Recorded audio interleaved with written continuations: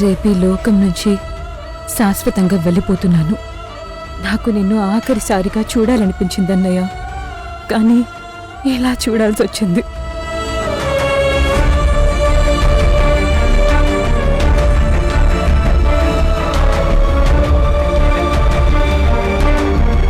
అన్నయ్య, రేణు, రేణు,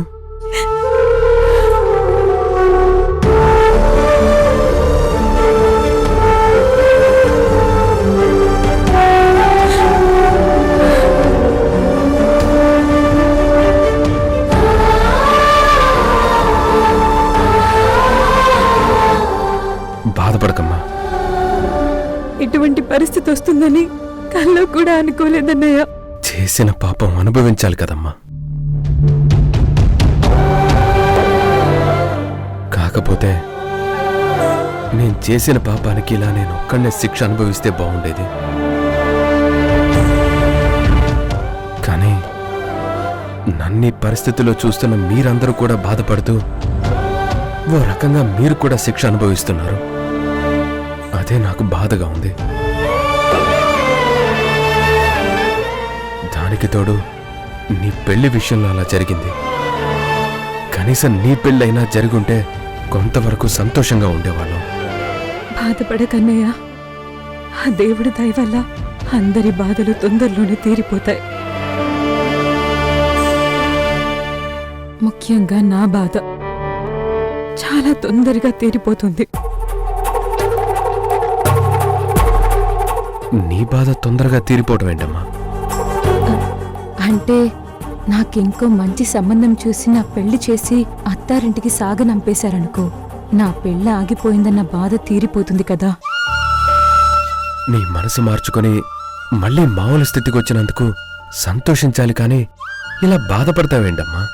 ఏం లేదన్నయ్య, మొన్న రాఖీ పండుగ రోజు నీకు రాఖీ కట్టలేకపోయాను కదా, అదే గుర్తొచ్చింది.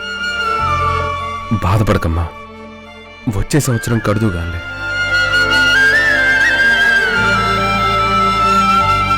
అప్పటి వరకు నేనుండాలి కదన్నయ్య. ఏం మాట్లాడుతున్నావు రేణు? అప్పటి వరకు నేను ఉండాలి అంటావేంటమ్మా? ఉండకెక్కడికి వెళ్తావు? అంటే అందుబాటులో ఉండాలి కదన్నయ్య. రేపు మీరు నాకు ఏ ఫారెన్ సంబంధమో చేశారనుకో, నేను వెళ్ళిపోతాను కదా. నేను రాఖీ కట్టడానికి నాకంత దూరం నుండి రావటం కుదరకపోవచ్చు కదా. నీకు కుదరకపోతే ఎంత దూరం అయినా సరే నేనే నీ దగ్గరకు వచ్చి రాఖీ కట్టించుకుంటాను, సరేనా? రేపు నేను ఎవ్వరికి అందనంత దూరం వెళ్ళిపోతున్నానన్నయ్య. ఇంతకీ అమ్మా నాన్న ఎలా ఉన్నారమ్మా? అలాగే ఉన్నారన్నయ్య. ఈ వయసులో వాళ్ళకి రాకూడని కష్టం వచ్చింది.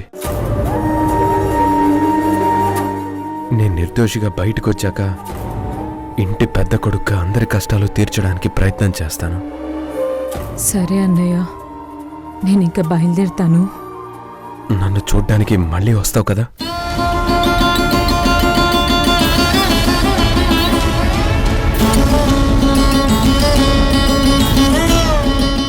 చెప్పురేను, నన్ను చూడ్డానికి మళ్ళీ వస్తావు కదా?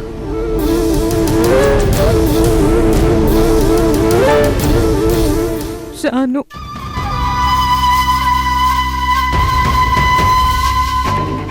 నిన్ను చూడ్డానికి నేను ఎప్పటికీ రాలేను. ఎందుకు రావు? ఎందుకంటే నేను చనిపోతే నన్ను చూడ్డానికి నువ్వే ఇంటికొస్తావు కాబట్టి. చెప్పమ్మా.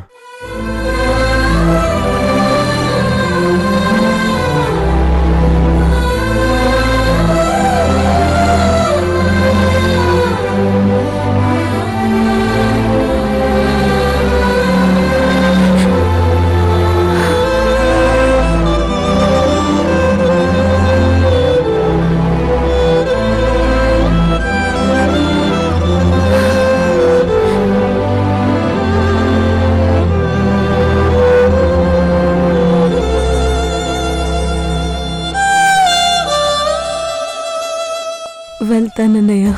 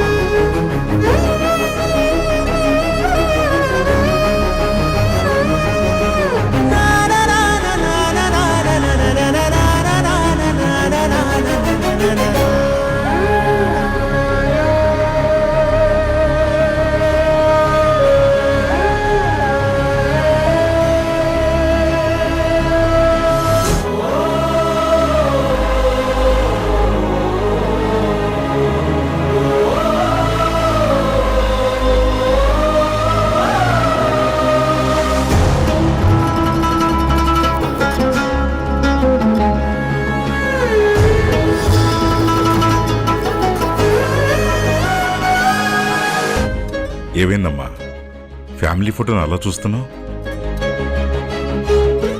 ఒకప్పుడు మీరు, అమ్మ, అన్నయ్యలు, వదినలు మనందరం కలిసున్న రోజులు ఎంత బాగుండేవి కదా నాన్న.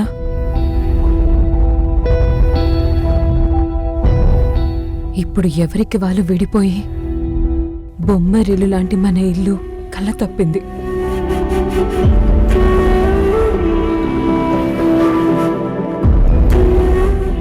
అమ్మారేణు, ఎంత వేగంగా వెళ్లే బండైనా ఎప్పుడో ఒకప్పుడు దారి తప్పుతుంది, మళ్ళీ సర్దుకుంటుంది.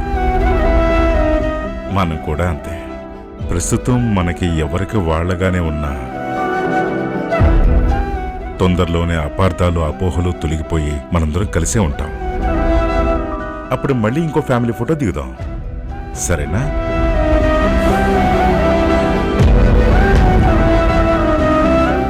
కానీ ఈసారి ఆ ఫోటో దిగేటప్పటికీ మీ మధ్యలో నేను లేకపోతే?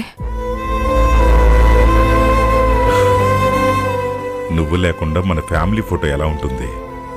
నువ్వు వచ్చేదాకా ఎదురు చూసి ఆ తర్వాతే అందరం కలిసి ఫోటో దిగుదాం. మీరు ఎంత ఎదురు చూసినా రాలేనంత దూరంలో నేనుంటే?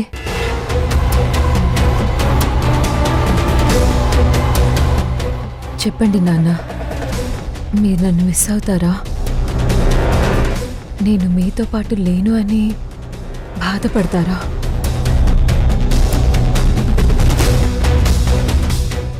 లేదా పోతే పోయింది, పర్లేదు అని సర్దుకుపోతారా?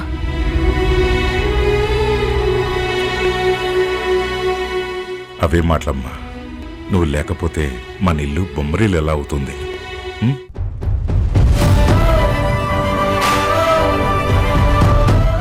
విడిపోయిన మన కుటుంబాన్ని కలిపేది నువ్వే తల్లి. నీ పెళ్ళే మన కుటుంబం అంతా కలవటానికి వేదిక అవుతుంది. ఆ నమ్మకం నాకుంది.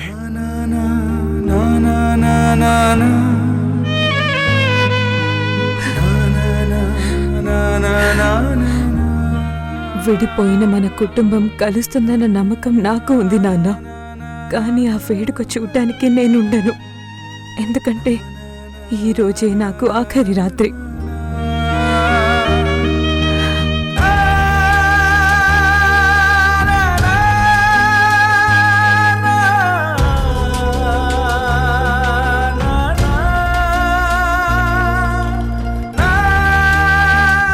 ఏంటమ్మా ఈ కన్నీళ్ళు? ఎందుకు ఏడుస్తున్నావు?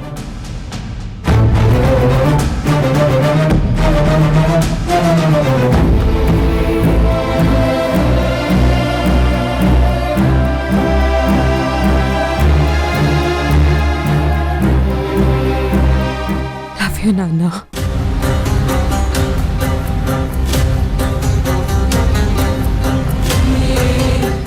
గుడ్ నైట్ నాన్న. Good night.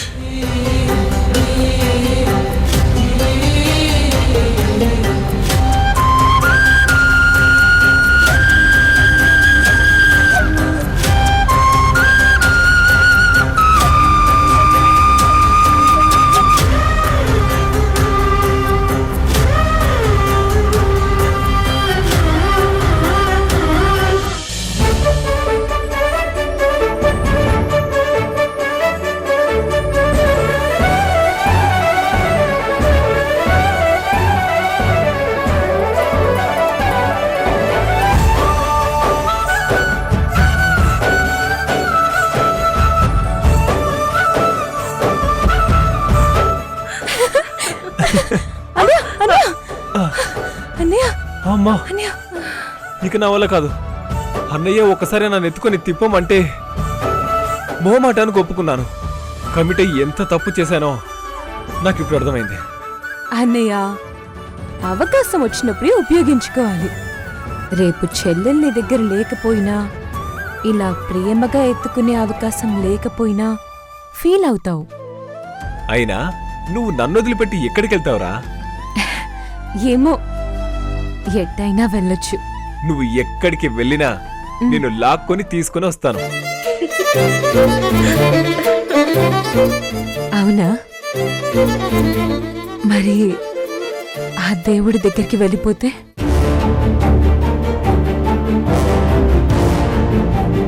అప్పుడు కూడా తీసుకొస్తావా? ప్లీజ్ రేణు, కల్లో కూడా అలాంటి మాటలు మాట్లాడుకో. నా వల్ల కాదు. సరదాగా అన్నానన్నయ్య. సరే, నీకొక విషయం చెప్పాలి. నీకు మళ్ళీ చెప్పే అవకాశం వస్తుందో రాదో.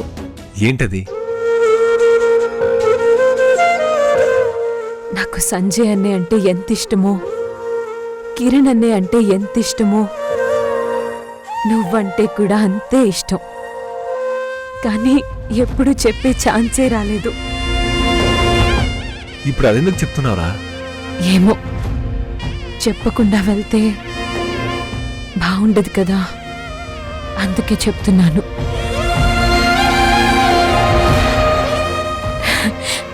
ఇప్పుడు నా మైండ్ ఫ్రీగా ఉంది. నువ్వు చెప్పకపోయినా నాకు తెలిసే నేనంటే నీకు ప్రాణమని.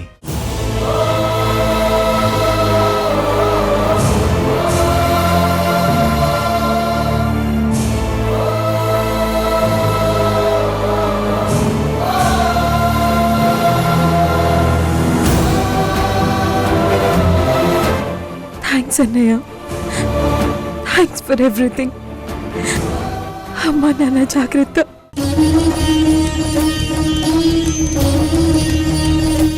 ఏంటి ఏమన్నావు? ఏం లేదు, నిద్ర వస్తుంది. ఈరోజు అమ్మ వాళ్ళు పడుకోవాలి. Good night. Good night.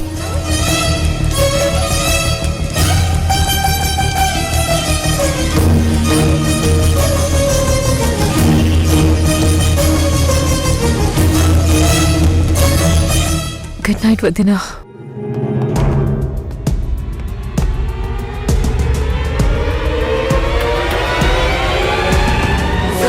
Renu ఎందుకని ఈ రోజులా బిహేవ్ చేస్తుంది?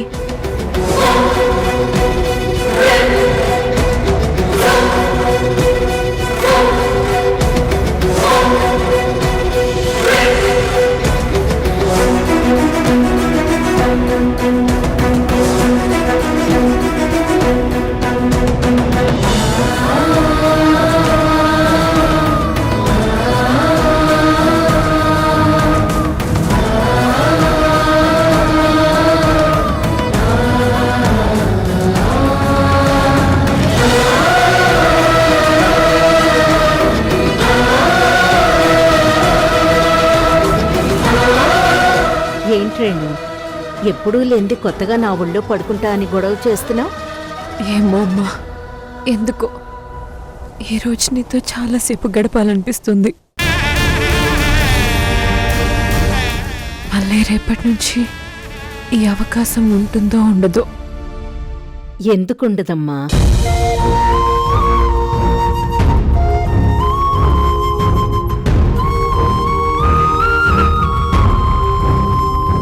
అమ్మా,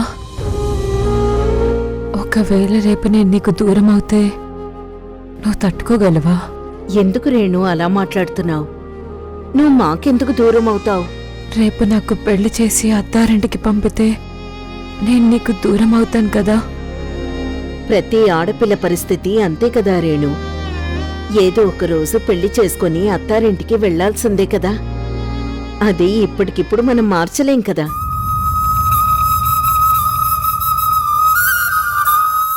అయినా నువ్వు పూర్తిగా ఎందుకు దూరం అవుతావు?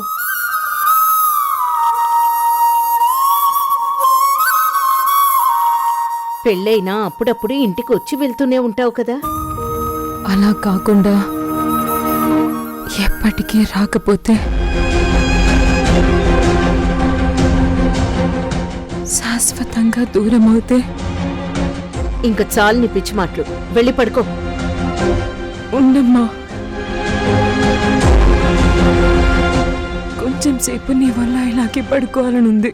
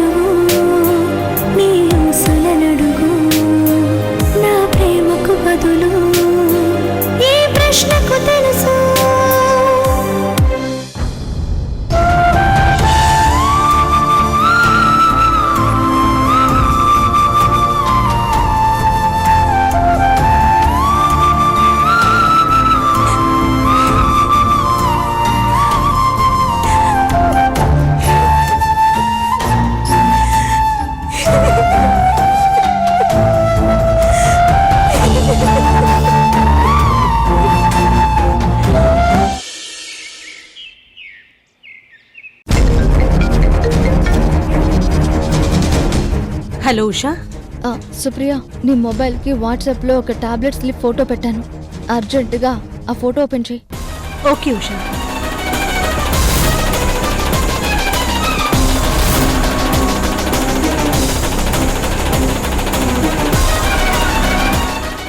చూశాను, చెప్పు. ఆ ఫోటోలో ఉన్న టాబ్లెట్స్ దేనికి వాడతారో చెప్పగలవా?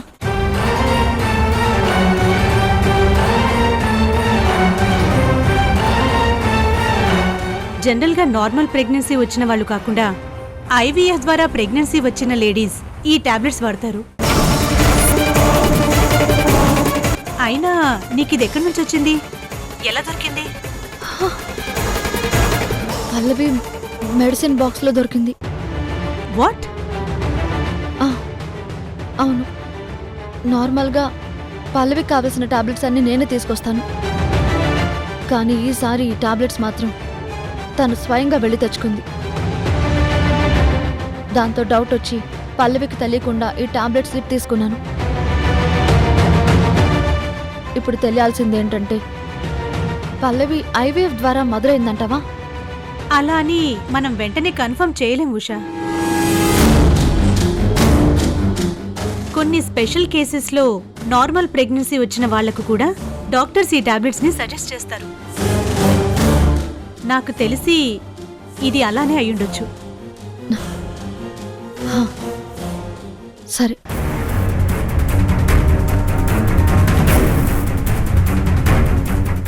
పల్లవి ఐవీఎఫ్ వాళ్ళు వాడే టాబ్లెట్స్ ఎందుకు వాడుతుంది? అంటే తనది ఒరిజినల్ ప్రెగ్నెన్సీ కాదా? లేదా నేనే ఎక్కడైనా మిస్టేక్ అయ్యానా?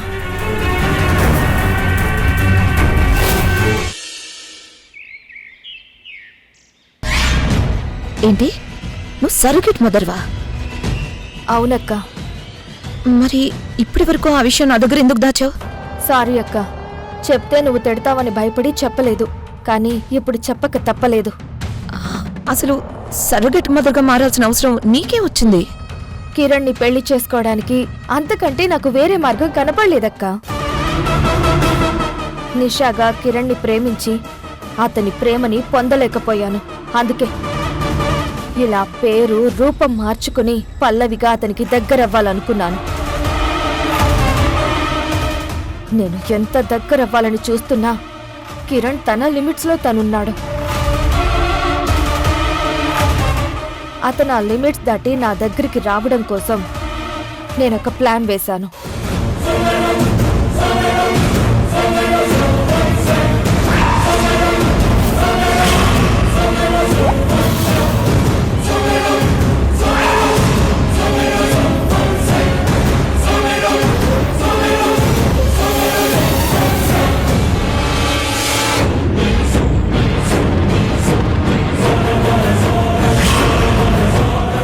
డౌటే లేదు, నువ్వు ఖచ్చితంగా ఉషావే.